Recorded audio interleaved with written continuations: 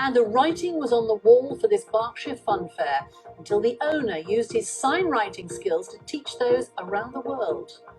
I could stay at home in my garage, teach people around the world, and that would actually be saving the fair.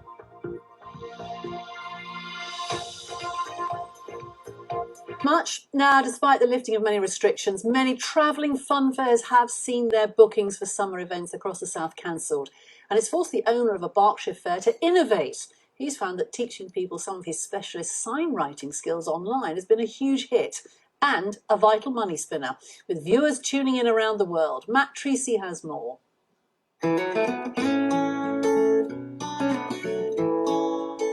Growing up as a kid, I can't remember not wanting to travel the fair and be a sign writer.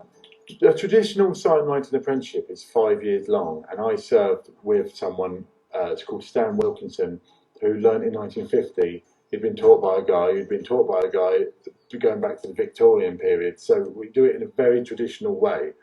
I just believe it's very important to keep these skills alive, because if they get forgotten, they'll be gone for good.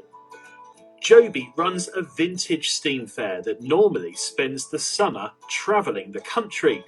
But with most events cancelled, he's trying to support the business by sharing some of his traditional talents online. It's a lot on my shoulders, because this is the only way right now that we can make money. Okay, so I'm just filling in the shadow now on the T. So I'm catching people in Australia, America, obviously all over Europe.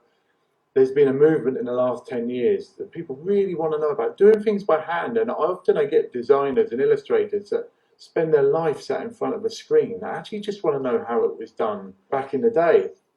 I'm Abby Hobbs. I am an illustrator from Berkshire. Lots of my work kind of like dropped off the face of the earth.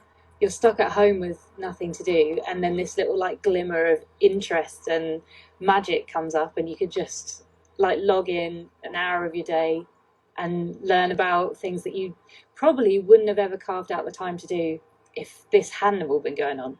It's amazing, because I think like it probably was in danger of dying out, and it's now got to a point where there's like huge Instagram followings and sign writers, and there's just something so hypnotic about watching someone just bash out a letter with a brush.